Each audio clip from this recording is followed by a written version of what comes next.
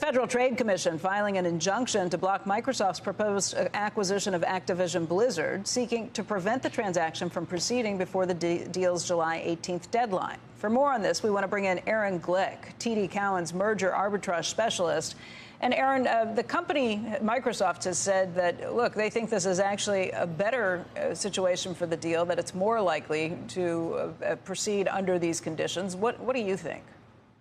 Well, it's definitely a positive development. I think Kotick wrote in a letter to his employees last night that was the case, and he's right. So what this definitively does is provide more certainty around timing. So prior to this, and it's a complicated process, but assuming, and this is it seemed to be a long shot, that Activision and Microsoft got through the CMA process, the FTC actually could have filed this preliminary injunction then and delayed closing another 6 or 7 months. So what this does is this kind of streamlines the two processes and allows for closing sometime early in 2024. And that should give the board, the Activision board, a little more confidence as they negotiate a potential extension of the outside date with Microsoft. What do you think that extension looks like, the terms of the deal for that?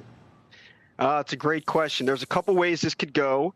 I think investors are looking for some type of prepayment, an early special dividend or some type of monthly payment dividend that's paid by Microsoft, funded by Microsoft, because, and the reason for that is there's just a low degree of confidence that Microsoft actually will be able to overcome the CMA block. It's just never happened before. However, the language in the preliminary injunction filed by the FTC is giving people some cause for, is adding some hope that perhaps there's more happening behind the scenes. What do you mean? What's the language?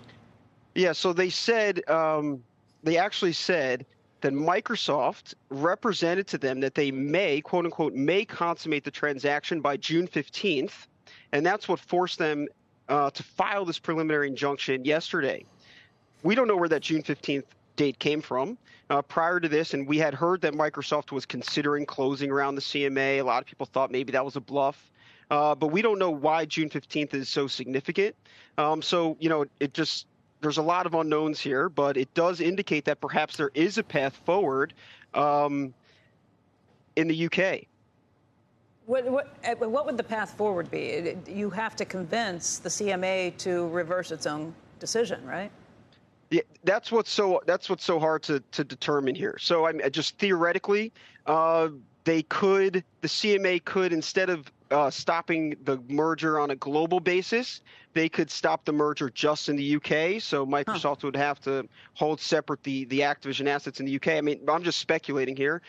They could perhaps, Microsoft could have decided that they can, in fact, and are willing to take the risk of closing around the CMA. We're not sure. I mean, hopefully we get more details soon. I think investors, if there is an extension of the merger agreement and some type of increase in the consideration, especially if there's not an early payment, I think investors are going to want clarity around this point. Okay. Aaron, thank you. We appreciate it. And by the way, we should probably note that in December on Squawk Box, you did say you thought the FTC would challenge this. So you've been right to this point, and we appreciate it. Thank you.